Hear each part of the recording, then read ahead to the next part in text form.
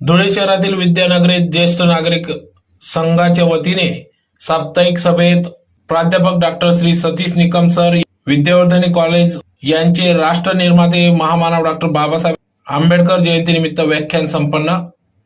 आज दिनांक 14/4/2025 रोजी ज्येष्ठ नागरिक संघाची साप्ताहिक सभा पार पडली। यावेळेस सुरुवातीला आज 14 एप्रिल म्हणजेच महामानव डॉक्टर बाबासाहेब आंबेडकर यांची जयंती असल्याने या ठिकाणी महामानव डॉक्टर बाबासाहेब आंबेडकर यांचे प्रतिमा पूजन करण्यात आले। तर यावेळेस ज्येष्ठ नागरिकांसाठी महामानव डॉक्टर बाबासाहेब आंबेडकर यांच्या जयंतीनिमित्त या ठिकाणी महामानव डॉक्टर बाबासाहेब आंबेडकर यांच्याविषयी अभ्यासपूर्ण व्याख्यानाचे आयोजन करण्यात आले। सदर व्याख्यान प्राध्यापक डॉक्टर श्री सतीश निकम सर यांनी या ठिकाणी सादर केले। यावेळेस विद्यानगरी ज्येष्ठ नागरिक संघाचे अध्यक्ष BN पाटील, उपाध्यक्ष प्राचार्य ST चौधरी, कार्याध्यक्ष श्री JB पाटील, सचिव SS ठाकूर, सहसचिव इंजिनियर विजय मंगळे साहेब, कोषाध्यक्ष सुदामा पाटील, कार्यकारी सदस्य पंढरीनाथ चित्रे, माजी मुख्याध्यापक श्री सुभाष पाटील सर आदी सर्वच ज्येष्ठ नागरिक संघाचे पदाधिकारी, सदस्य, ज्येष्ठ नागरिक या ठिकाणी मोठ्या संख्येने उपस्थित होते। तर यावेळेस येथील सर्व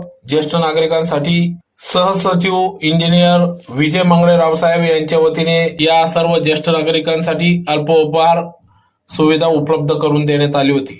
ब्रिटिशांनी गुन्हेगार जमाती कायदा केला।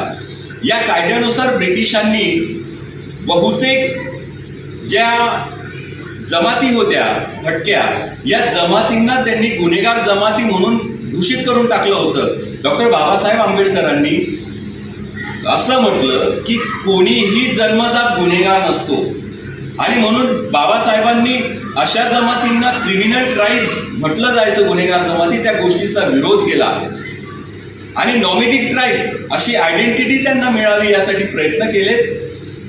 जर एखादा समाज गुन्हा करायला प्रवृत्त होत असेल तर त्यांच्या परिस्थितीचा आपण अभ्यास केला पाहिजे आणि म्हणून त्यांची आर्थिक उन्नती घडवून आणली पाहिजे असं डॉक्टर बाबासाहेब आंबेडकरांनी मांडलं।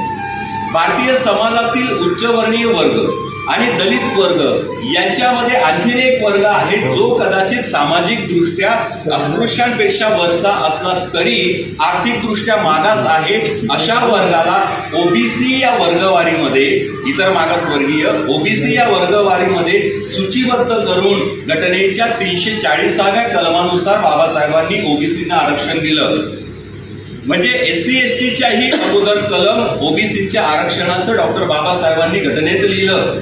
एवढंच नाही तर ते मान्य व्हावं, OBCच्या आरक्षणासाठी बाबासाहेबांनी कायदे मंत्री पदाचा राजीनामा दिला।